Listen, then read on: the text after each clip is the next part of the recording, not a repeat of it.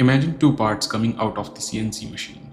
Both of them pass the inspection, both follow the drawing. But when you try to assemble them, one fits perfectly, the another doesn't fit at all. So how is even that possible if the drawing is correct? The answer lies in something we call as material condition. In today's video, I'm going to explain you the material modifiers in GD&T. Now, imagine a hole tolerance at 65 to 65.20. Here, as you can observe, when the hole dia is 65, that is the minimum tolerance, then there is a maximum material around its surrounding. That is the case of the tightest fit. So it means smaller the hole, maximum the material in its surrounding, and that's the case of maximum material condition for the hole. Now let's understand it with the example of the pin and the hole. So here we have the pin of size 64.8 mm and there is a hole of 65 mm dia. As you can observe, the hole is within its minimum tolerance limit. So here we have the least size of the hole and the maximum material around its surrounding. It means this is the case of maximum material condition. Now let's take an example of shaft.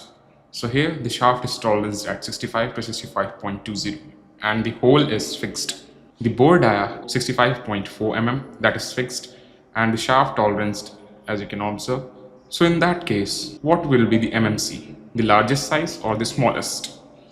Now, let's understand, when the shaft is at maximum tolerance, like 65.2, then the shaft has more material. The largest size of the shaft will be considered as the MMC, like 65.2, most material, that's the case of MMC, and 65, the least material, that's the case of LMC. Now, whether you are looking at the hole or the shaft, MMC is always the size extreme that makes the assembly hardest.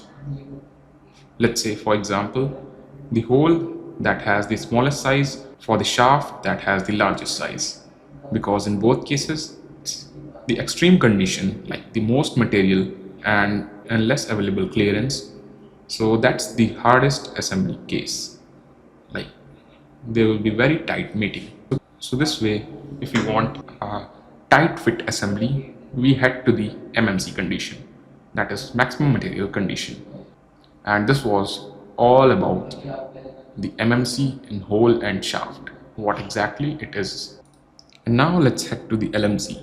So first, now let's understand what is LMC. Basically, the least material condition is the condition of feature of size when it contains the least amount of material allowed by a size tolerance. Let's look at this hole at LMC and the shaft at LMC. So first, hole at LMC, that is 65.2. The larger tolerance means the most material was removed due to the hole and it has less material around its surrounding. So in that case, it's LMC condition, means the lesser material. So in case of hole, the larger the size of hole, the less material at the surrounding, and that's the condition called LMC. So in case of LMC, we have the larger clearance. And then if we took example of shaft, then the shaft at LMC means, let's say it's dia 65, that means the lower tolerance, then there's less material in the shaft. So that is the case of LMC, means the lesser the dia of the shaft, then less material in the shaft, and that's the case we called LMC, least material condition. So in this case, we got maximum clearance. Now, let's understand why LMC is important. Think about the metal plate with the hole located at very close to its edge. Before we even talk about GD&T, ask yourself, what's the real concern here? Is it whether the another part will fit through hole? No. The real concern is that if the hole is too large or too close to the edge, the remaining material between the hole and the edge became very thin, making the part weak and more likely to crack or fail. This is exactly the type of problem least material condition or LMC is designed to solve. At LMC, the part contains the least amount of material for the hole. That's when the hole is at its largest size. Since this is the most critical condition for maintaining the wall thickness, the position tolerance is most restrictive here.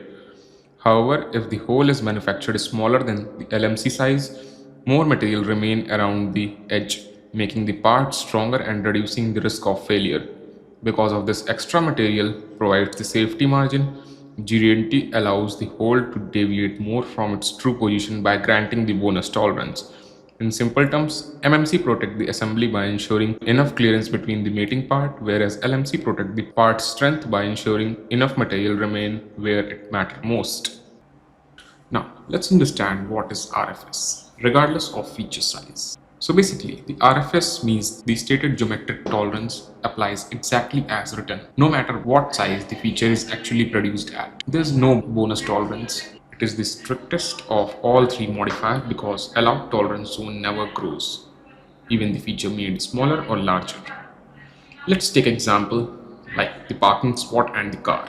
The parking spot remains same, the car sizes changes, small, big, medium car. So here car is the size of hole or a shaft that changes, and the parking spot is the tolerance zone that never changes. Now under RFS the tolerance zone is fixed. It does not get bigger just because the feature is produced smaller or larger within size tolerance. As you can observe in this chart, that is allowed tolerance versus size actually produced.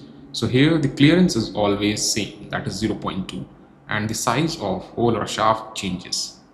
So the size doesn't matter. The only thing that never change is clearance.